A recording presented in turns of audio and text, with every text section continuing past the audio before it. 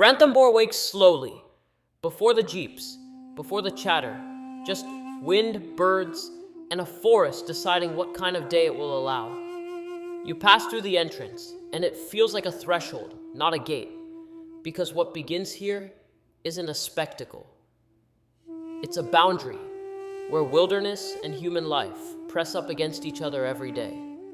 A misty lake holds the morning still, and then movement, silent, deliberate. A tiger, steady on the rocks, carrying the weight of this landscape without effort. And when he steps onto the road, the message is unmistakable. In Ranthambore, the tiger is not distant. He is present. He is close. He is a neighbor. That closeness has shaped everything here. How communities live at the forest edge, how conflict can spark, and how fragile trust can be when livelihoods are uncertain.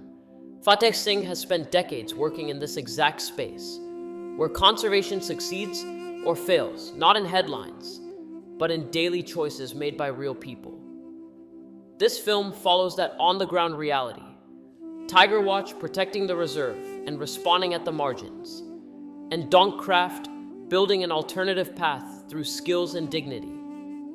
Because in Ranthambore, the future of the tiger depends on something deeper than protection alone. It depends on possibility. We came to Donk to see the impact firsthand, not as an idea, but as something real. Because in Ranthambore, conservation isn't only what happens inside the forest, it's what happens outside it, when communities have real options. And honestly, even getting here is part of the story. No grand plan, just the Ranthambore way. A quick hitchhike on a local motorcycle to reach the Donkcraft store. But what we're heading toward is bigger than a shop. It's skills, steady income, and dignity. The kind that makes conservation last. And that's why we're here. Behind these walls is a different kind of conservation work. Not patrols and cameras, but livelihoods that change incentives and reshape choices. To understand how this model actually works, on the ground, with real people, we sat down with Divya Khandal to connect the tiger's world to the community's world. Nok is running in Ranthambore since 16 years, and the whole idea is to give alternative livelihoods to the tiger's neighbors through art and craft. And we just chose the native crafts which they already knew and improvised it into things which could be sellable for the world market. So it's a win-win basically for the community who are the tiger's neighbors, and also for the tiger, because once they get an alternative job, then they don't have to go inside for wood cutting, cattle grazing, or for that matter hunting the tigers. So our project specifically works with the Mogia tribe, who were the traditional hunter-gatherers in this community. And when the tiger poaching crisis happened in 2005, Tiger Watch, our sister foundation, got 150 poachers arrested. But after the arrest, the question was that how can we stop them from going again? So that's why we chose alternative livelihood and skill training as a medium to stop them from going inside and hunting again. So as you can see here, this amazing, I'm not sure if this is a tapestry or a quilt, but as you can see here, it has depictions of tigers, elephants, and a lot of the wildlife around Rajasthan. And this is a message of how artwork and all this intricate design can act as a message of social entrepreneurship. At this store, you're not just shopping, you're backing Mogia entrepreneurs. These handcrafted products create income, pride, and a real alternative to poaching.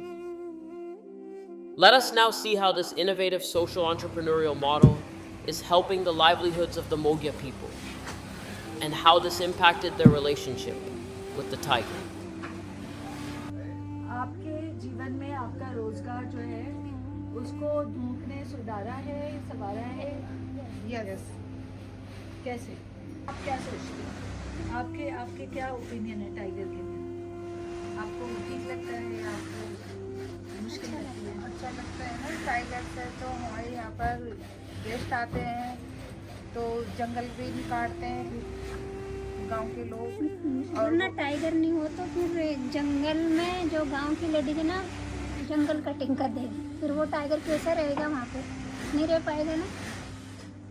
So there was a time when the villagers, even today, a lot of the villages which are at zero distance of the park still see the tiger as a nuisance. For a visitor, it may be a beautiful creature, but for travelers who come here from far away and enjoy seeing it in a safe proximity, but for a villager, they see it in a very different light. It has been a long battle of education, awareness, sensitization that changed their perspective towards the tigers. And the most important of it is livelihood. So now, because they understand that when the tiger is in the forest, people come to see it and the forest still stands. So they appreciate the tiger much more now. But we have to reach more villages, more communities to send this message of saving As the the tiger. story ends, one lesson from Ranthambore is clear. Conservation can't stop at protecting tigers and forests. It has to include the communities living in the wildlife neighborhood, where opportunity and dignity shape every choice. Donk gets this right by treating livelihoods as conservation infrastructure. Through entrepreneurial thinking, skills, fair income, and pride in craft, it's creating real alternatives, especially for the Mogya community, where transformation is already happening.